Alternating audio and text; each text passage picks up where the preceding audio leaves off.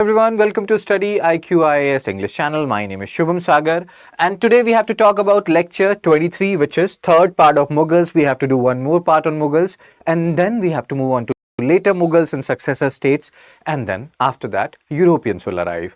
Europeans we will encounter from now onwards only, and in fact we have talked about Portuguese, how Akbar did not like them and how he was trying to control Deccan Sultanate. One prominent reason was this also, that he did not like Portuguese, he didn't like Portuguese naval power. So we have to talk about a lot of things and we will discuss a lot of things. But before that, understand one thing. So Mughals will be doing in 4 parts, then there will be a later Mughal lecture.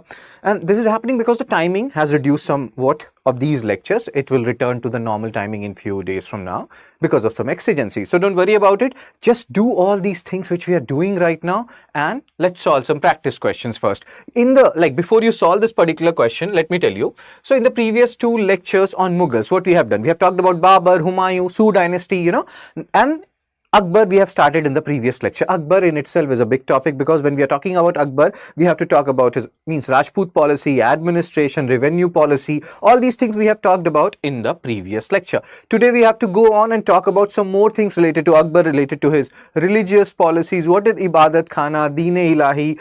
Is there, just when we're talking about Rajput policy, there were different stages, how his policy changed, and accession also. So here also you will see when it comes to religious policy, how his, ideology tilted and shifted. What is Din-i-Ilahi? What is Sulh-Kul? Was it a religion or something more or lesser than that? So there are so many questions which we have to, discuss or which we have to talk about. We will do that. And once we are done with Akbar, today we'll be done with Akbar. Done means will not be, that not done. Done means we'll complete the topic related to Akbar. And then we'll move on to Jahangir. Jahangir also will do, means Jahangir portion also will complete today. And yes, in between we'll solve some questions also as we used to do earlier. This is first practice question for you. At which of the following Neolithic sites the evidence of pit dwelling and burying of a dog along with the humans were found? Dogs are cute.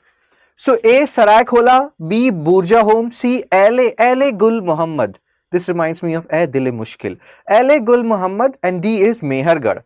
I think there should not be this particular A here, but hope you are understanding what we are discussing. Please try to solve this question. What is the answer? And whatever is your answer, post it in the comment section. That, sir, for practice question number 1, my answer was this or that. So the answer is B. Burja Home. See, understand one thing. One particular, there are certain keywords associated with certain places. So when we say pit dwelling, Burja Home Guf Karal should ideally be in your mind. When we say rock cut shrines, Ajanta, Mahabalipuram should automatically come in your mind. Pit dwelling and then burying of a dog is an additional information. Pit dwelling will bring you here. B is the answer. Burying of dog along with humans, how much we love dogs, and how much dog love us. In fact, I feel like dog loves us more selflessly than we do love, dogs. Again, let's not go there. That's a very sentimental topic. Let's try to do this practice question number 2 and then we will delve into the intricacies of today's lecture. So PQ2, practice question 2, related to Harappan religion. Which of the statement mentioned below are correct in the context of Harappan religion? First is temple structures dedicated to several deities were found at various IVC sites. Second statement, priestly class was the ruling class during the Harappan period. Third, the Harappan people were worshipped they worshipped both male and female deities.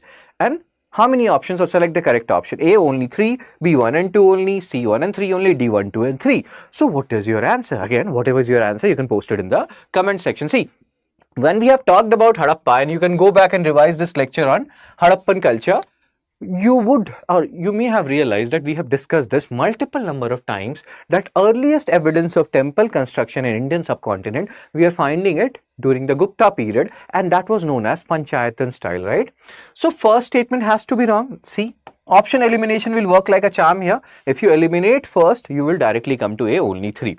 Priestly class was a ruling class or not, that will depend upon the decipherment of IVC script rather. We have not yet deciphered IVC script. We still know, according to NCERT and whatever we have studied about IVCs, that there is a lower town, there is an upper town, upper town citadel. So, and we talk about hierarchy, the amount of uniformity you are seeing in Harappan civilization. That shows, according to NCERT, class 12, chapter 1, if I'm not wrong, that there was a central administration. There is a very high probability of a single ruler. There are three theories, that there is no ruler, there are multiple rulers, or there is single ruler. So now most of the people, they are converging on the fact that class 12 NCERT chapter 1 rationalized NCERT is also saying that there is a very high probability that Harappa had a single ruler. So here the answer is A, only 3. No temple, no temple, no temple in Harappa. Earliest temple structure, Gupta period, Panchayatan style. Very good, sir. Now let's come back to the core topic for today, that is Akbar. So Akbar means Akbar part 2 it is, because Akbar part 1 we have done in the previous lecture, and today we'll be completing the portion related to Akbar, and then we'll also be completing the portion related to Akbar's son Jahangir. So Akbar, here we have to talk about, in the previous lecture we have talked about his annexation policy, not religious policy, that we have to talk today. Annexation, Rajput policy, then revenue policy, Mansabdari, Zagirdari, all these things we have discussed. So here, all these slides, or the initial slides are saying that we have discussed that Akbar or Mughals were related to both Timur and Genghis Khan. And both these guys, when they used to kill people, they did not used to ask their religion, that bro, what is your religion? Let me ask your religion first before killing you. No. They used to kill anyone and everyone. Similarly, it's not similarly, but in the same manner, there was no, according to scholars, that they used to appoint Shias also, like even in Islamic world, since Sunni community dominates, so Shias are persecuted by Sunnis, or were persecuted by Sunnis in certain areas. I'm not saying it happens everywhere. So this was not the case with Timur or Genghis Khan. They killed everyone, and when the need arose, or there was a need, they employed anyone and everyone. So there was no such discrimination. If they have to kill, they will kill everyone. And this sounds so stupid, but yes, that is actually the reality. This eclectic policy, that they would appoint anyone and everyone, was fully reflected in policy of Babur and Humayun also, and same will go with Akbar. Whether the same thing will go with Aurangzeb or not, that is a very debatable point, which we will discuss tomorrow when we will be discussing Aurangzeb, So this guy is like Mongol, Genghis Khan. People debate who was worse, Stalin, Hitler, or Mao. I killed so many people that forest grew back and CO2 level plummeted. This guy killed so many people that, we are breathing, and like global warming, we caused global warming and climate change and all those stuff. Because of us, what happened? Since the population of world decreased when Mongols started killing, so deforestation, etc. also decreased, and climate, environmental nature of the climate, or what I'm saying, I hope you're understanding what happened. Afforestation and climate degradation, or environmental degradation decreased, and that's what they are saying. So does that mean we should kill more people to take care of environment? No. This is a satire, this is a meme. But again, here what you're trying to see is, anthropogenic changes, how humans are responsible for so many environmental degradation factors. Again, this is a joke, take it as a joke, don't go too deep into it. Fine. So religious and social outlook, Bhakti and Sufi movement. So here we are talking about how Akbar in general is neutral, even in his initial years when he would be a kid, 13, 14 years of age, ulemas, etc. will come and they'll be like, dude, do this, or strict jizya means strictly, or implement, jizya strictly, implement pilgrim tax, etc., etc. But he is like, no, dude. So there is again a phase here in his religious policy. In the initial period, he will be a pious Muslim. He will be doing his personal, following Islamic law in his personal conduct. But outside, he'll be like, no, dude, I will not be pressurizing people to convert to Islam, blah, blah, blah. But then again, after 1572, 73, around that period of time, when he would have, got rid of Bairam Khan to a certain extent and has started, annexing different territories. So he would realize that, okay, he has been, sent by God for some unique purpose, for a purpose that is much more than this annexation part, and he has to unite different people. How will he do that? Then he will start his Ibadat Khana around 1575. He will have talks initially with Sunni Muslims, but then in 1578 he will have a prophecy around 1578, and then he will open this Ibadat Khana to everyone. People from all religion, they are invited, come talk with me, tell me. And then the things, instead of becoming better, it became more confusing, because earlier there was a consensus among Sunni Muslims that, Allah is there, messenger of Allah is Prophet Muhammad and all these things. But then different religions came, they came with their own theories, and Akbar was like, dude, I'm anyway illiterate, now you're making me confused. So he closed this particular Ibadat Khana in 1582, around 1582, and during that particular period only he, propounded his own Din-i-Ilahi and Sulakul. So we have to talk about all these things, and we'll do that one by one. So this particular thing is saying that he had inquisitive mind, very curious mind, interest in Sufism. Childhood tutors were also like free from sectarian prejudices. So that's again prove the point. Take it with a tinge of salt, You don't have to agree with each and every point, but again, all these things tells you that you become the average of 5 people you surround yourself with. So try to surround yourself with better people, like Akbar did according to different scholars. Fine. So now let's talk about Akbar religious and social outlook, because we have talked about his different outlooks or other outlooks in the previous lecture. So first phase, as we have discussed, there is a saying that listen to everyone and then do things on your own. And when you read world history, and especially from history optional point of view, you will realize there are talks about enlightenment and all those things. So many people say that what is enlightenment? When you are, getting rid of the self-incurred tutelage and everything. When people are saying what you should do, you should get married by 35 or not. So there is a saying also that because of FOMO, so many people are getting married. Whether they have a good partner or not, we don't know. But fear of missing out leads people to go into the marriage thing. First of all, try to understand whether you are, really you want to marry or not, or just because everybody else is marrying, so I have to marry. Is that a logical reason or not? So again, hope you're understanding what we are discussing, why we came to that particular topic, I don't know. So what we are saying is listen to everyone and yes, do your own. And that's what Akbar was doing initially. He was under the influence of orthodox ulemas and they were telling him to do certain things, but he was broad-minded. He was like, okay, I am a pious Muslim, I am an orthodox Muslim, I will do those things in my personal life, but publicly I will follow certain conduct. I will have a broad mind when it comes to public affairs. So he abolished, and this particular point, it is not the first time you're reading this point. Even when we were talking about Rajput policy, there also we have talked about Ghumi Ghumi Karli. Hope you remember that he removed this pilgrim tax because he wanted to become two body, one soul with the Rajput. We have talked about this. So he abolished the pilgrim tax in Jizya, prohibited the conversion of prisoners of Islam. In fact, there is a very interesting saying here, and that he abolished satis unless women wanted to do sati. So again, he was you can see a policy of appeasement here, that my empire is very big, so I have to bring all people together.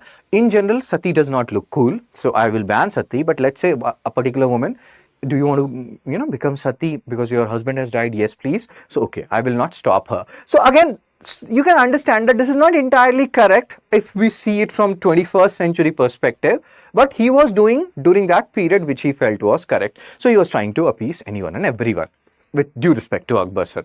So matrimonial relations with Rajputs, and Rajputs we have already talked about. Then the second phase arrived. 17-18 years have passed. He has conquered a lot of territories and he has become all powerful. Now he's realizing what next. Sometimes this also happens that you have done so many things. Now what?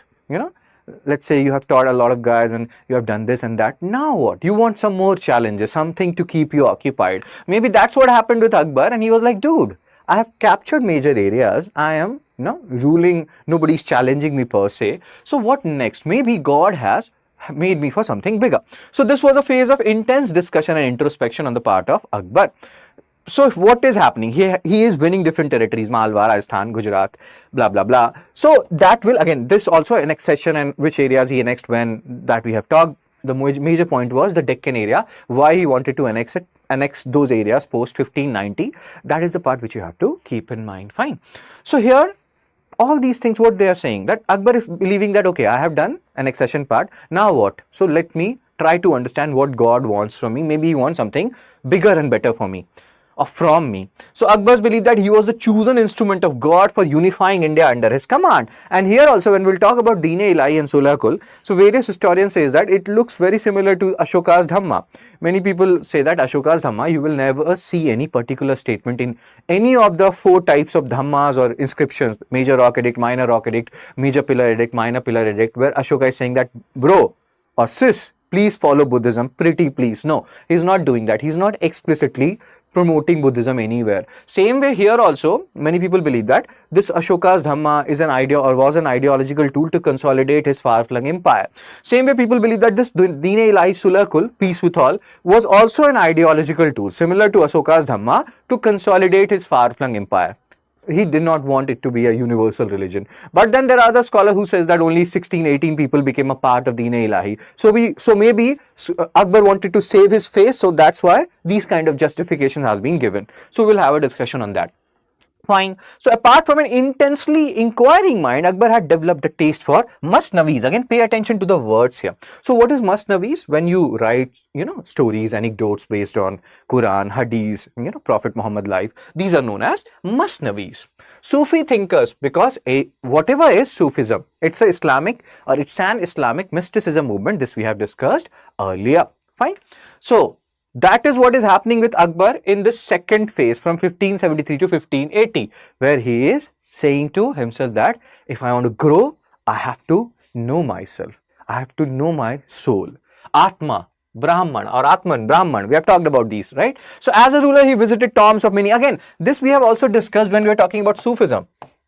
Around 1569, I think Jahangir was born. So before also he visited Moinuddin Chisti's Dargah because his kids were dying and Jahangir was the only surviving kid and a very mischievous one at that, with due respect to Jahangir sir. So Sufism and all these things are happening, and then he built, please remember the dates, because UPSC has asked these kind of questions that Swami Vivekanand built Belur Math, or Anand Math was written when, or Neel Darpan was written when does this guy became first ICS officer, dates, and you have to arrange them in chronological order. So maybe 1 year they can ask you establishment of Fatehpur Sikri, or something like propagation of Din-i-Ilahi, and then they will give you that, arrange them in chronological order. So here you have to remember the dates. 1575 Fatehpur Sikri, and many people believe that this Ibadat Khana was made in Fatehpur Sikri, right? Fatehpur Sikri is kind of a city, small city. So Ibadat Khana 1575, and then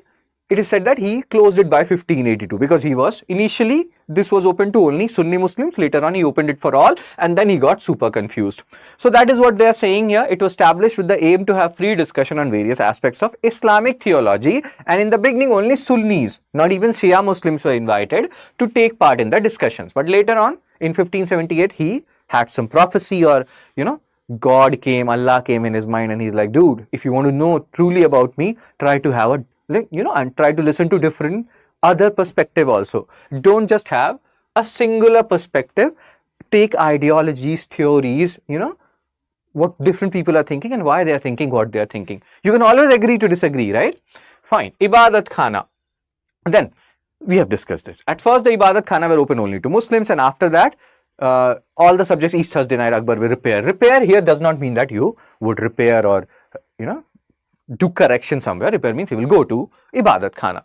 And again, you can have a look at first only Sufi sects, ulema, learned men, and we have discussed Sunnis, they were there, and later on something will change. Although Akbar had exhorted the assembly that his sole object was to ascertain the truth and discover the reality. Everyone, once you start attaining aims, initially in these time period, the people who are watching my video, your aim is to crack UPSC, once you crack UPSC, you get a rank, maybe then another thing will start going in your mind that, okay, I am an IRS now, so I want to become an IPS or an IAS. Once you do that, then other things will come. Okay, I am an IPS now, but I'm not getting a good cadre, so let me get a good cadre. So this thing will keep on going like this. Then when you get a good cadre, you're like, okay, I want to do some long distance learning now under government's programs, which happens in IPS and IAS when they are, for 5, 7, 10 years you will do the field, you will be in the field, and then you want to go and do some higher level study. Once you have done that, you're like, now what? Then you will think something else. What is the purpose of life? Where am I going with this? Will the need for money ever ends? And again, finally you will come to this realization, what is life, what is truth, what is reality? So this is what is happening with Akbar in this particular period. And it was soon realized that, again, here what is happening, all these guys, initially he's calling these ulemas, and there is again a very famous episode in Bharat Ek Khoj. I keep on telling you people about Bharat Ek Khoj. So he called these ulemas, people and there are some orthodox ulemas, there are some liberal ulemas, there are some liberal Sunni Muslims, there are some orthodox Sunni Muslims, and everybody is trying to thrust their ideology upon each other. So Akbar is like, dude, what is happening? I have to do something else now. So in 1578 we have discussed this. So initially Muslims, Sunni Muslims, they were coming, ulemas, they were coming, and in 1578, after having this particular mystical experience, or he realized that, okay, I need to open this Ibadat Khana to everyone, and then he get more confused. Although it is said that when we talk about his Din-i-Ilahi, when we talk about his Sulhakul, you will see tenets of different religion also. There are so many good things about it. We'll talk about it in few moments from now. So debates are open to Sufi, Shia, Brahmin, Jains, Christian, Jews, Parsis. So now he got more confused. You have to realize we are not talking about Akbar, who is like Einstein, who has read so many, like, he was illiterate. Hope you know it. But even then he had a very big library. So people say that he had a big library. How was he like reading those books when he was illiterate? So there were some people who would read it for him and he would listen to them like a kid does. So that is again an inquisitive mind, which we have discussed earlier. So here also he's getting confused with all these people and their different theologies. So even questions on which the Muslims were united, such as finality of Quranic revelation. We have talked about Quran, we have talked about Hadith, Ijma, when we were talking about Sufism, when we were talking about class 7, chapter 6 NCRT and class 12, chapter 6 NCRT, right? So you can always go and revise those chapters. So again, here, now different interpretations are going on related to these concepts, unity of God, etc. And then he's like, dude, I'm getting more confused. Instead of getting the answer of what is truth, what is the reality, I'm getting more and more, diverged from that particular topic. Instead of bringing credit, the Ibadat Khana brought growing discredit. Fine. And then he was like, dude, I have to close Ibadat Khana. He closed it. But during that period, he realized what he wanted from life, what he wanted other people to do, whom he wanted to be his followers, and in which particular manner. So we'll discuss that. This is his third phase, 1581 to 1605, 1 year before, he's ended or closed this Ibadat Khana. He closed it in 1582, and this is the third phase from 1581, where he talked about Tawhid-e-Ilahi or Din-i-Ilahi. And here, it's not only he inculcated Islam or Islamic tenets, there are certain aspects of Hinduism, Jainism, Zoroastrianism, Parsi and Christianity, aspects which he inculcated. Like Jainism, he was not very, agreeable on various points related to Jainism, their views on God and everything. We have talked about Jainism. Initially, they were silent in God, and when there were too much discussions related to God, they said that, okay, if God is there, they are below Jina, our Tirthankar, fine.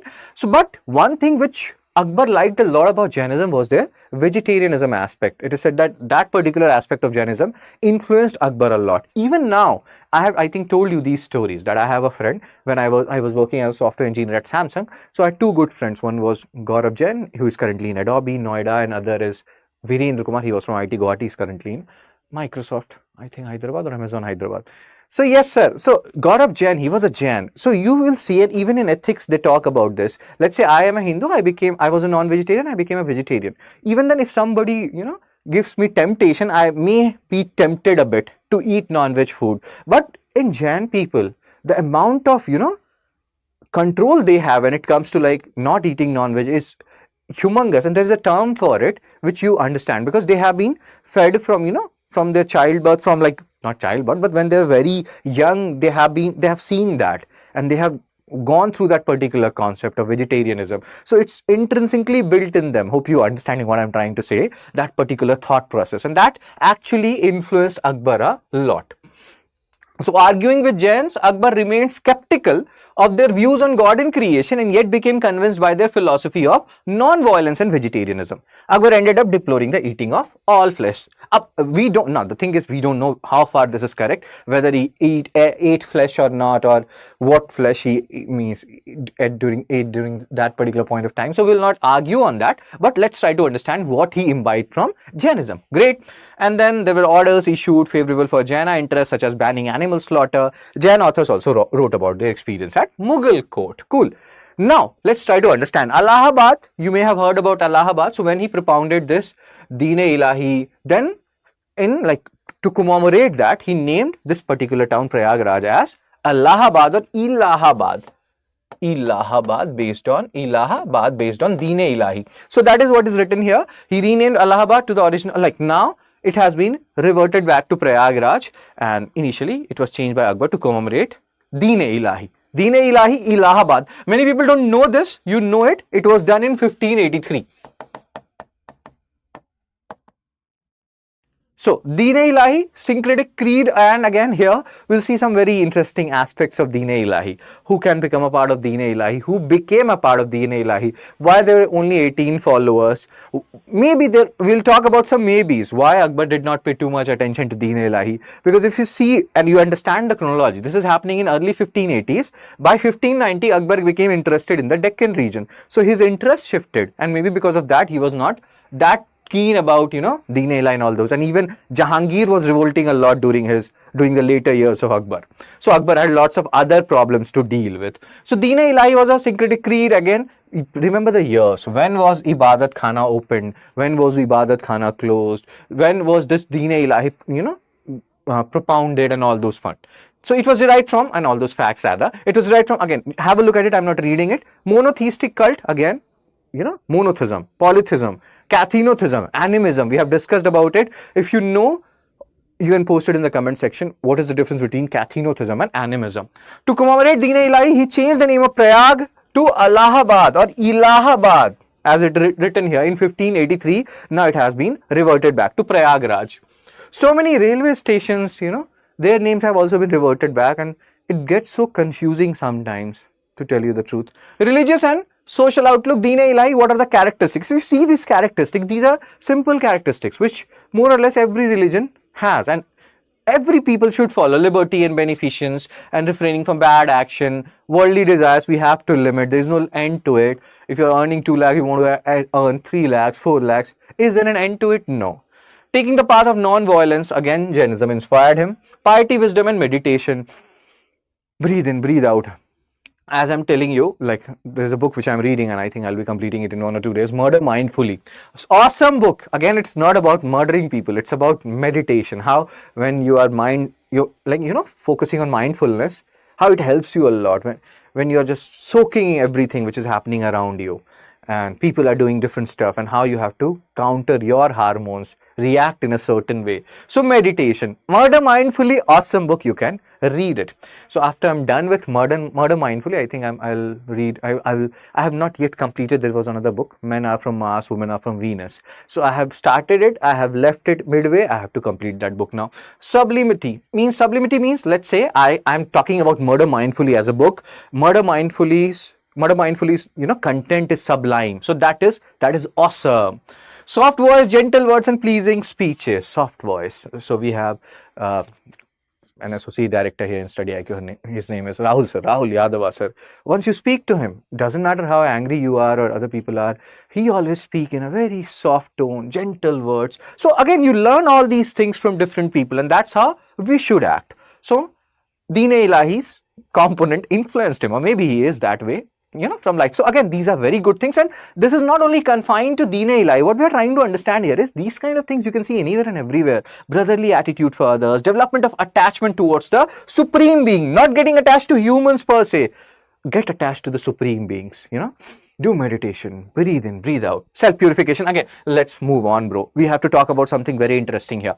So no sacred book or scripture, no hierarchy, like this is, this is this God, and above this God is this God, and all those things. There is no such thing. Many people say that it was not a religion. It's just like an ideological tool of conduct, or ideological tool for Akbar to consolidate his far-flung empire. Just like Ashoka Dhamma or Ashoka's Dhamma was an ideological tool for Ashoka to consolidate his far-flung empire, according to historians like Romilla Thapar. Now don't kill me in the comment section because I said Romilla Thapar, So it is accepted that the policy of Sulakul, peace with all. Sulakul is peace with all.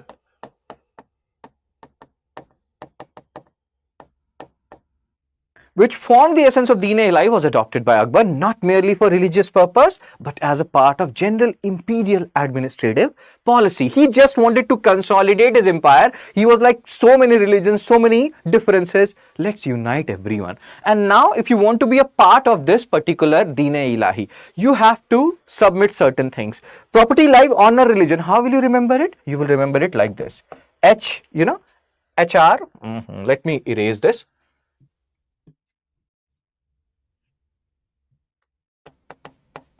HRPL. So HR, human resource, PL, personal leave. So when you ask for personal leave from HR, they make face like this. So HR's face when you leave early from office, or when you ask for PL. So HR PL will help you in remembering these things, that a member will be given a permission, to enroll or to become a part of Din-i-Ilahi or to adopt Din-i-Ilahi in his life, if he can adopt, or if he can follow, or if he can, sacrifice, give these things to him, the ruler Akbar.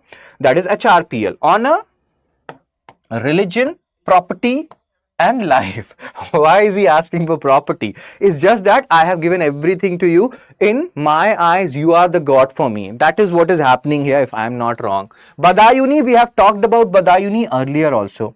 If you remember, you can post it in the comment section. I will give you a hint. We have talked about Badayuni when we were talking about Humayun and Sher Shah Suri, and there was some criticism levied by Badayuni on Sher Shah Suri. What was that criticism? You can post it in the comment section if you remember it. Fine. Religious and social, Din-i-Ilahi, enrolling, these were the 4 degrees of faith: HRPL, human resource, personal leave. Akbar was very selective. Now again, many people are very skeptical about this particular statement. Was he very selective, or did only few people, these 17, 18 people enrolled for it, So sometimes what happens that if something is not going right, then you start looking for excuse. So is it an excuse by Akbar or followers of Akbar or supporters of Akbar? We will not go there. So he was very selective in choosing those who qualified for the 4 degrees of devotion, or there were only 18 people who actually applied for this thing. We don't know. Birbal was one means the only Hindu, one of the Navratnas of Akbar. Abdur Rahim Khan Khana, he was also one of the Navratnas. We have talked about Abdur Rahim Khan Khana when we have talked about Akbar's Ahmednagar expeditions and Mughals Ahmednagar expeditions during the period of Akbar during 1590. So again, revise these things so that you don't forget them. So what were the other reforms? Wine is allowed if it is used for medicinal purposes, strengthening the body as recommended by doctors. Prostitution was regulated. We do need to have a look at this in current scenario also. The people, or the child of all those people who are there in this, they need, because if you read Hindu Indian Express, you will realize how vulnerable the children of those ladies, etc. are in those areas. Immoral trafficking of women brought under control. Sati, now this is very interesting. We have discussed this earlier. Sati of Hindu women was prohibited except with women's concept. This is such a sad thing, but still, so this shows how much Akbar was trying to appease Hindu community. Akbar banned the sale and purchase of slaves. But then, Honorable PM Modi sir will say, hypocrisy ki bhi seema hoti hai. That you will see certain amount of hypocrisy here. What is the hypocrisy which you will see? Akbar issued an ordinance that no one should have more than one wife. Did he follow himself this particular thing? It's just like when we were talking about Satavahanas, that we will uphold the Varna structure, and then NCERT says that they themselves did not uphold the Varna structure. Varna structure means that, and again, don't kill me, you can go to rationalize NCERT where Satavahanas are there and you will see the discussion which I am discussing, means telling you right now. Upholder of Varna structure means if you are a Brahman, marry a Brahman. If you are a Kshatriya, marry a Kshatriya. If you are a Vaishya, marry a Vaishya. If you are a Shudra, marry a Shudra. But Satavahanas, who were supposed to be Brahmins, they married their son to Shakas, who were Malech, who were outcast. So sometimes people say something and they do something entirely else, And here we were talking about, Gautami Putra Satkarni's son, Vasishti Putra Pulamavi or Pulamai, and Shaka ruler Rudradaman's daughter, about whom he has written in his Girnar and Junagadh inscription. Fine. So Ashoka said this, but he did not apply it in his own life. So that's why Modi sir is very angry, and he's saying that there is a limit to hypocrisy, bro. This is hypocrisy. Widow remarriage was permitted. Age of marriage was raised to 16, which was like too much for that period. Marriage between cousins, etc. were banned, and marriages were to be in turn only on the basis of mutual consent.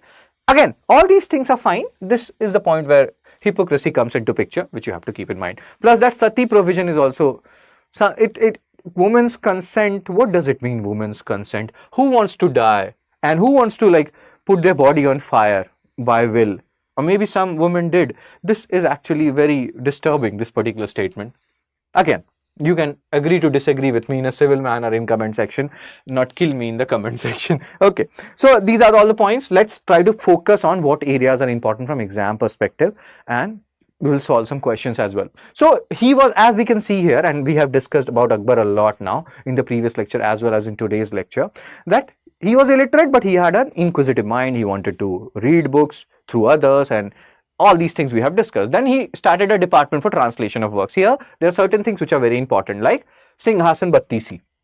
Now, this is a book, as the name suggests, it is associated with two different rulers. So, in exam also, it is important and it has been asked in different exams. So, Singhasan Battisi, this guy, I don't know. What are they trying to achieve by wearing these kind of clothes? They're not wearing any clothes. Or, okay, let's not go there.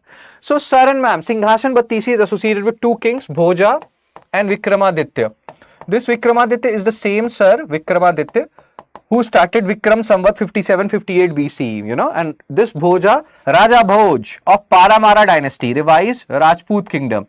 So Raja Bhoj, he got this particular Singhasan, you know, and there were 32, you know, Apsaras who were converted, who were in stone and who came to life and started telling 32 stories to Raja Bhoj about King Vikramaditya. And via tale means the purpose of telling these stories was to make Raja Bhoj realize that he is nothing in front of Vikramaditya and he does not deserve this particular Singhasan, so to say. So that is the book, but it is important, you have to remember this. Badayuni comes here also. Panchatantra, Vishnu Sarma, written during Vakataka period. This particular slide is also a, you know, excuse for you to remember the name of these authors because UPSC loves to ask those things. Ras Tarangini, written by Kalhan, tells you about Kashmir history and it was again translated. Abul Fazal wrote Aine Akbari and Akbar Nama. Again, let me rephrase it. Sometimes the people get confused. I also get confused here. Akbar Nama is the book written by Abul Fazal and Akbar Nama had 3 volumes. The third volume is Aine Akbari. So sometimes I have also got confused. You people also get confused. So don't get confused. You can say that Aine Akbari is a subset of Akbar Nama. Akbar Nama, the bigger book, having 3 volumes. The last volume is Aine Akbari. So these are some facts which we have to remember from exam perspective.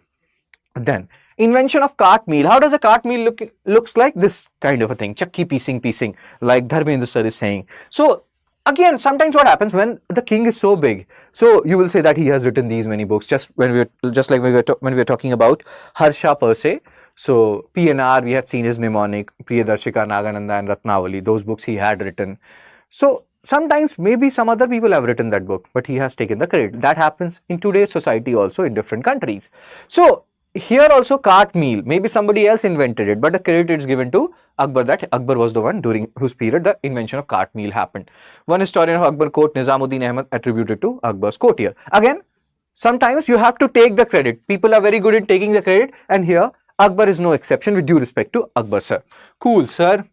Court patronage, use of saltpeter for refrigeration. As you can see, during, like, you know, that particular period, medieval period, why everybody wanted to have Indian spices, because these spices were also used for refrigeration. Similarly, saltpeter was also used for refrigeration. Again, Akbar is given the credit that Akbar discovered the use of saltpeter to achieve refrigeration. Take it with a pinch of salt. How these questions can be asked? In mains, you can talk about all the contributions of Akbar, what he did in different arenas. You have now ample points. Plus, they can give you these points, that credit of, you know, cart meal or then saltpeter, all these things are given to Akbar. So you have to say, yes, it is correct because we have read about it. Fine. Then artillery. So this is a cannon. You know, we have talked about cannon and musket during the period of Babur. We have said that Babur started using gunpowder in cannons and musket. So, but these cannons are actually very big, you know. And so what he started doing was, he started, let's say this is a cannon, he broke apart it into, let's say 6, 7, 8, 10, 12 pieces and then assemble it so that it's easier to take these cannon to different places. If you take it in a, you know, just like this in one single piece, that would be very tough to carry from one place to another. But if you break it apart, or if you know, put it into pieces, and then it can be transported easily. So this is one invention attributed to Akbar. Again, Akbar is good in all these things. Invention in musket. So you have muskets earlier also, better quality muskets was there during the period of Akbar. Then there is something called ship's camel. This point you have to understand. What is the meaning of the term ship's camel? So what is ship's camel? Ship's camel, you may associate it with camel and everything. No, ship's camel is flotation device which will enable ships to float in a much better manner. Like this is ship's camel, this is ship's camel. So when you attach ship's camel to a ship, obviously, so what will happen? The ships will float on the water in a much easier manner. It will increase the flotation power of the ship.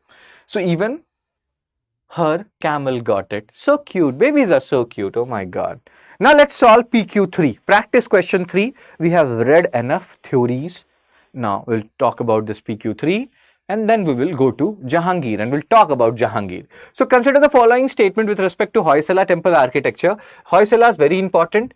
UNESCO's 42nd World Heritage Site from India. And we have talked about Hoysala temple architecture even when we were, doing temple architecture. So you can revise, you can go back to temple architecture and you can revise it fine. So this architecture building style evolved between 11th and 14th century under the Hoysala Empire's rule in the southern Deccan region and Kaveri River Valley. Second, Hoysala architecture is often referred to as hybrid or Vishra style.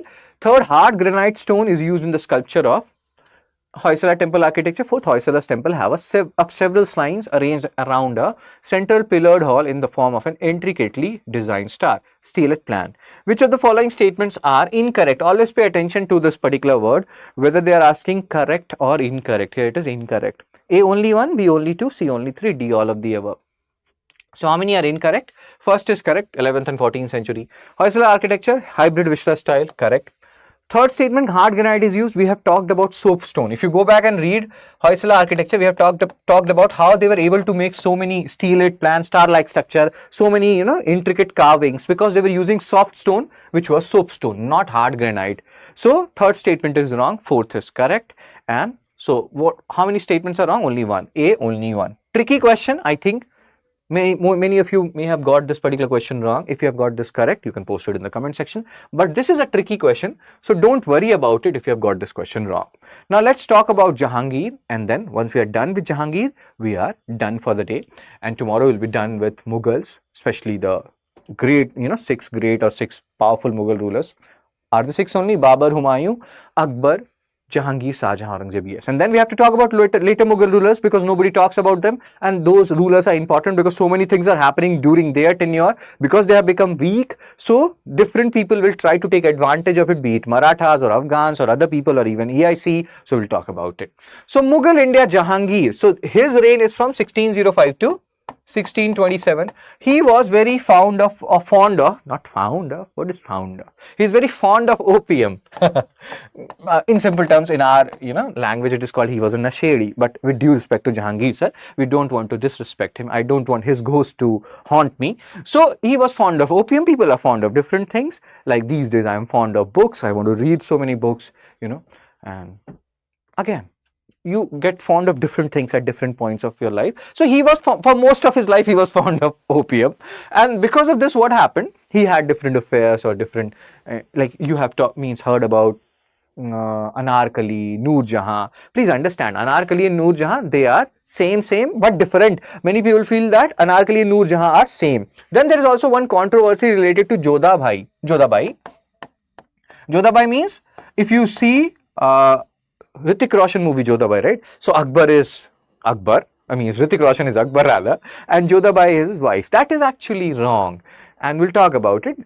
Jodhabai means, queen or princess from Jodhpur region, but Akbar's wife, whom people call Jodhabai, she was from Amer region.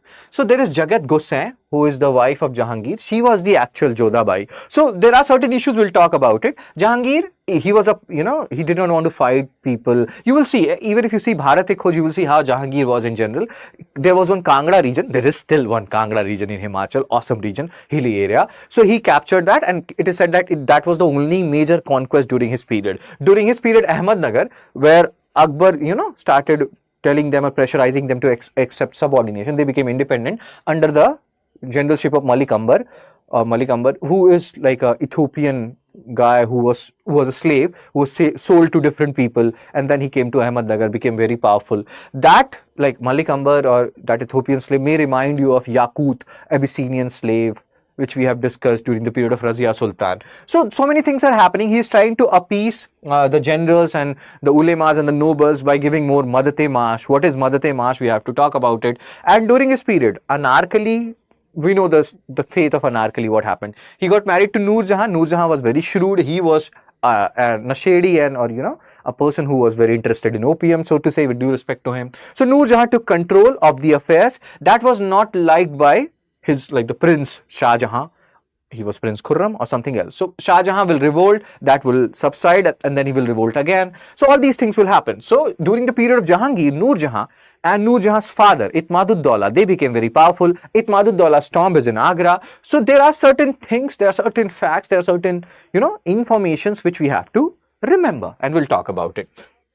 So Jahangir, 1605 to 1627, succeeded by his son Salim with the title Nuruddin Jahangir. Again, if I show you something, this guy, he played Jahangir in Bharat Ek Khoj. And if you see the way he portrayed Jahangir, oh my God, the impression which you will have of Jahangir, and that is not wrong also. There are so many stories related to Hawkins and Sir Thomas Roe. We'll talk about it, what happened, and how also people change. This is also a life story for us, that if you are at the top, more and more people will come towards you, that, oh my God, you're so cute, you have created, means you become an IAS rather, rank 4, rank 7. We always believed that you could do it. But if you are not achieving success, everybody will leave you, most of you will leave you. So again, keep a tab on those people who are with you during your failure times, as people say, and that is actually a very true reality. So Akbar was succeeded by his son Salim with the title, again, have a look at this. He was Akbar's son by a Rajput wife, Maryam-uz-Zamani. And Maryam-uz-Zamani is referred to as Jodhabai, which is wrong. She is Amer Bai. She was from Amer region. Actual Jodhabai was Jagat Gosain. Jagat Gosain, who was the wife of Jahangir. So please understand this. Many people get confused regarding this. You should have an idea about it. Even Ashutosh Gowarikar made a full movie on this, which is actually wrong. Just like Mohenjo-daro, Ladki Parvat ki yaro. But that is not Mohenjo-daro. That is Kilimanjaro. So please bro, let's focus. So it was challenged by his son Prince Khusro, who staged a revolt. All these things will happen because, see, Jahangir waited a lot to become the king because Akbar would not go. Akbar ruled for almost 49 years, bro. Almost like general, even today's life expectancy is what? I don't know, 75, 76 years old, means maybe. I'm talking about India per se. You can tell me in the comment section the exact means life expectancy of Indians right now. So he ruled for a very big period. 49 years is not a small number. Same goes with Aurangzeb also. He also ruled for exactly 49 years. Akbar 1556 to 1605. Aurangzeb 1658 to 1707. So that is a long period, bro. 49 years. You can see so many ups and downs in that period. And these guys did. So again, he was a little old, and Prince Khusro was like, Father, when will I become the king? You have become old and now you're becoming the king. Oh my God. So he revolted. He was supported by Guru Arjan Dev, 5th Guru, and then not so good things happened with these sirs. Prince Khusro was blinded. He cannot kill him because he was his son, but same thing was not done with Guru Arjan Dev. He was executed. Sad. And one thing which you have to, again, these facts make me so sad, bro. I think same goes with you people also. So Guru Arjan Dev, 5th Guru, please remember this. And we have discussed this when we were talking about Bhakti movement, that by the time of 5th, 6th Guru, Adi Granth Sahib was compiled. Guru Granth Sahib was compiled by the time of 10th Guru, and Guru Granth Sahib is also known as 11th Guru, because after 10th Guru, Guru Pratha was ended, so that nobody should or could misuse it. So please pay attention to these points. These are important. As we are talking about territorial expansion, he conquered Kangra, Himachal region. That is the only major annexation happened during his reign. Ahmednagar, they declared their independence under Malik Ambar. This guy, Malik Ambar, very, again, African slave, or, and he rose from, very low up the ladder. He was sold to so many people, and then he came to Ahmednagar and made it very powerful. In these 20 years, he was around for 20 years. He was virtually the ruler, although he was not ruler by name, but he was the general, and he was just like, again, it's very similar to, let's say, not even Yaqut, if you forget about Razia Sultan. Then also we were talking about Mahmud Gawan and Muhammad Shah III during the reign of Bahmani Kingdom, 1463 to 1462. If you go back to Bahmani Kingdom, there also we have talked about Mahmud Gawan. So this guy can also make you or remind you of Mahmud Gawan. So always do this comparative analysis, that will help you in understanding things in a much better manner. So let's move on, sir and ma'am.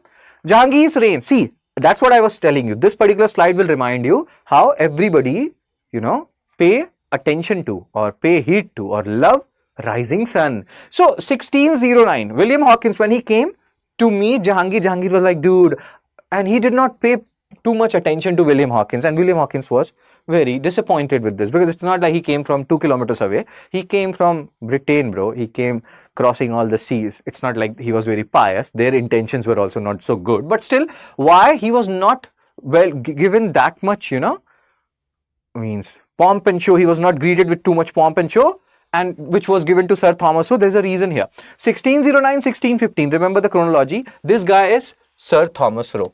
So in between, if you do the arithmetic progression, comes 1612, and in this 1612, if I'm not wrong, Battle of Swally was fought, which was also known as Battle of Swally Hole. So 1498, Portuguese have arrived. Portuguese are a very formidable naval power. We'll talk about Portuguese when we'll talk about arrival of Europeans.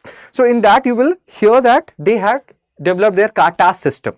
That is naval supremacy. That if you are crossing or reaching Arabian Sea, Bay of Bengal, Indian Ocean, you have to take our permission. Just like Huma Qureshi says in Gangs of Wasseypur, permission leni chahiye thi. Similarly, if you are, floating around, or if you are traveling in the Indian Ocean, you have to take permission of Portuguese people. Otherwise, they will drown your ship. So people were wary of Portuguese. Mughals were no exception. We have talked about the questionable naval power of Mughals. So even Jahangir was little hesitant when these Englishmen, William Hawkins, came. He wanted some, areas where he could establish their, temporary factories, etc. That permission was not given because Jahangir was like, this would, anger Portuguese. Portuguese and Britishers were rivals. But in 1612, Battle of Swally happened. EIC defeated Portuguese company, and then they realized, oh, English naval power is also like EIC's naval power is also awesome. So now again, rising sun is EIC, English East India Company, and Sir Thomas Roe was greeted, and then they were allowed to establish some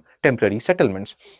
But later on, EIC, they realized that during the period of these guys, up until Aurangzeb, that it's better to settle or make factories in the south, which is comparatively, isolated from Mughals to a certain extent, because these, they are still powerful. After, 1707, after the death of Aurangzeb, later Mughal rulers will be weakened. But these rulers are still very powerful, and they were like, who will take, because if they have mood swings, then God knows what they will do. So let's establish our factories in the south only for the time being. But still, Sir Thomas Roe got much better reception than William Hawkins, and Battle of Swally may have played a very crucial role in this. Now the rising sun were English EIC. Mooche ho to Nathulal jaisi. So here Amitabh Bachchan is saying that this guy Nathulal has awesome, mustache, just like Sir Thomas Roe. Look at his mustache. And again, don't do this is, body shaming, but no, we are not doing body shaming. So personal life of Jahangir. See, personal life of anybody, we have no right to interfere in anybody's personal life. But again, here we will do some little bit of interference. So this is Jahangir. He was addicted to opium because his personal life will determine his public affairs. Because of all these things, because he is indulgent in so many different vices, so his wife will become, vices is different and wife is different. Vices means different activities of not so very good kind, So he will, his wife, that is Nur Jahan, not Anarkali. Anarkali was the love with whom he was not able to get married. Nur Jahan was the one whom he married and whom he gave a lot of power. So you can understand here that he is not doing lots of effort when it comes to ruling properly, but he still needs nobles by his side. So he introduced, or he started giving more Madate Mash. What is Madate Mash? Please remember these keywords, because we have talked about Khalisa land, Inam land, Kharaj, what Kharaj is, what Polaj, Paratik, Chachar, Bhanjar, and all those stuff we have talked about when we are talking about Delhi Sultanate, or when we were talking about Delhi Sultanate, then different parts of Mughal. So Madate Mash, tax-free personal land revenue, grants given to religiously learned or spiritually worthy individual. It's very similar to, Inam land. So remember the word Madate Mash. And he is giving them more because he is doing less than Akbar. So when you do less, you have to do these things more to pacify people or to bring people to your side. Oh my God. Madhubala ma'am, Anarkali, pyar kiya to darna kya? If you have loved, you should not be fearful of anybody. Oh my God. English translation of Hindi song is like, it does not do full justice. So personal life and this, and again, why we are seeing all these things? Because believe it or not, many people still believe that Anarkali and Nur Jahan are same. No, they are sound same, but they are different. That's why this sir is also getting confused. Dono alag hote hai kya? What he is trying to say is, are these two ma'am different? Yes, they are different. Anarkali is not equal to Nur Jahan in mathematical terms. Anarkali was a love. In 1611, Jahangir married Nur Jahan, although he loved Anarkali, but you have to move on in life, bro. Everybody does. Jahangir did too. And he, oh my God, this is so stupid. Okay, sorry Jahangir sir, if you did not like me saying this. So Jahangir married Nur Jahan, light of the world, and then Nur Jahan started lighting up different, court affairs and started making so many people angry, except his father, so to say, Itmaduddaulah, who were virtually controlling the affairs now. Means, court affairs and everything. Affairs mean a lot of different other things as well. So Nur Jahan dominated the royal household and set new again, look at all these things. We are not here to read about the fashion sense of Nur Jahan, but the basic point of view of this particular slide is that she became the real power behind the throne, and this is what you have to understand. Fine, sir and ma'am. Let's move on. And now we understood why this sir is confused. If you know the name of this sir, you can post it in the comment section. I like him as an actor. He's a very good actor. He's an actor who made Kawa Biryani famous, there was a movie called Run. Now, we are still at the personal life. The political intrigues that prevailed because, again, Prince Khurram, he was a son of Jahangir from other mother. Nur Jahan was not the mother. So, he was not liking his stepmother's activities, So, Prince Khurram, he revolted. And then Nur Jahan was virtually ruling because, Jahangir is taking opium, so to say. Then Jahangir will die after taking all the opium and every other vices. Near Lahore, his tomb is in Lahore. Now, there is a homework for you. Try to find out, like all these guys who have come before Jahangir. Babar, where is his tomb? Is it in Kabul or somebody else? Humayun, where is his tomb? Is it in Delhi or somebody else? Akbar, where is his tomb? Just like this, go on and search about these tombs. Where are their tombs located? Because you can get confused. Make a list of all these tombs, especially till Aurangzeb. Where is Aurangzeb tomb? Is it in Aurangabad, Maharashtra? Where is it? Make a list, paste it on your wall, have a look at it. Questions have been asked multiple times in different exams. UPSC can also ask it. In this regard, UPSC is no exception. Fine, sir. So, Lagdi Lahore Diya, why we are singing Guru Randhawa's song? To remember that Jahangir's tomb is in Lahore. These, like Punjabi songs, they have some hook steps. They have 2-3, cars behind a particular actor. And I don't know, but these songs are awesome. So, sir and ma'am, here, like when we talk about Jahangir per se, you cannot discount, paintings. He popularized paintings. He popularized this hello style. Hello style, you can see divine light behind the king. He was a true master of paintings. Even like we have talked about so many not so good things about Jahangir and vices and opium, etc. But this is a good point, so you have to talk about this particular good point, You cannot just talk about the negative point, so to say. So this is the good point about him. In his autobiography, Jahangir Nama, he has commissioned and it is said that he has a natural flair for painting, so to say. When we will come to Shah Jahan, he made so many architectures, but he was not very good in paintings. He became so much influenced by European style of painting and he brought so many artificial colors. But the real lover of painting and highest quality of paintings which emerged during Mughal period that we all know happened during a period of Jahangir, many of which have not survived. Cool. Ustad Mansoor, you can have a look at it. These are associated with Jahangir. Remember, hello or divine light, they can ask you, this particular kind of painting was popularized by whom, which of the, Mughal ruler? So the answer is Jahangir. Very good, yaar. Then here we are talking about the history. Humayun, he was in Persia, he was there, Safavid Empire, they held him, we have talked about it. So from there he brought this Mir Sayyid Ali, Khwaja Abdul Samad, who also worked with Akbar. All these things are happening. Then there was something called as Hamza Nama, which was made during the tenure of Akbar. So Hamza Nama, you have to understand who is Hamza. Hamza is the uncle of Prophet Muhammad, and his adventures, his stories are there in manuscript or illustrated form or in paintings form like this. So this is Hamza Nama, which is very popular and compiled during Akbar's period. So here we are trying to understand this painting, which is mainly attributed to Jahangir, but in a way, because Babur did not get much time for painting, although he has nothing against painting. We have talked about it, how much he loved garden and all those stuff. But Humayun brought Persian painters, they continued under Akbar, and Hamza Nama is attributed to Akbar. Then this hello style was, popularized by Jahangir. He has a natural flair of paintings. Then when Shah Jahan will come, he'll be getting influenced by European style of painting. He will introduce artificial color and Mughal paintings will lose its figure. Aurangzeb is not very enthusiastic about paintings. So these painters, they will go to different other areas, and then Pahadi school of painting, Mewadi school of painting and all those things. Bani Thani, and all those other paintings will develop. Regional styles of painting will develop. Very good. Itmaduddaulah, he is the father-in-law of Jahangir, father of Nur Jahan, and his tomb is in Agra. Itmaduddaulah tomb. Now let's solve practice question number 4. Consider the following statement with respect to their corresponding characteristic. A. Dholavira or 1. Dholavira water management system, 2nd Lothal port city, 3rd Kalibangan manufacturing center, 4th Harappa a greenery. Which of the following are correctly matched? A only 1, B only 2, C only 3, D all of the above. What is your answer? The answer is all of the above is correct. Dholavira water management system, water harvesting.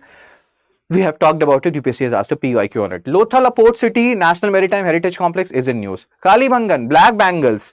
From that also you can deduce that it may have been a great manufacturing center. Harappa greenery found. So answer is D, all of the above. So now sir, I will upload all these PDFs. I think I have uploaded only till 15 lectures. I'm sorry for that. I will upload more now at a faster pace. The things have, the work has increased. So because of this, I'm not able to. But yes, I will. This is my duty, my responsibility, and I will do that. You can join this Telegram group. You will get these PDFs and please revise all the stuff. Otherwise, materials will pile up on you and then things will become a little difficult. So that's it from me. Take care, be blessed, and whatever marks you are getting out of these questions, you can post it in the comment section. How many you got correct? If you have any doubts per se, you want to ask anything, again you can post it in the comment and I will see those comments and I will rectify or try to, remove those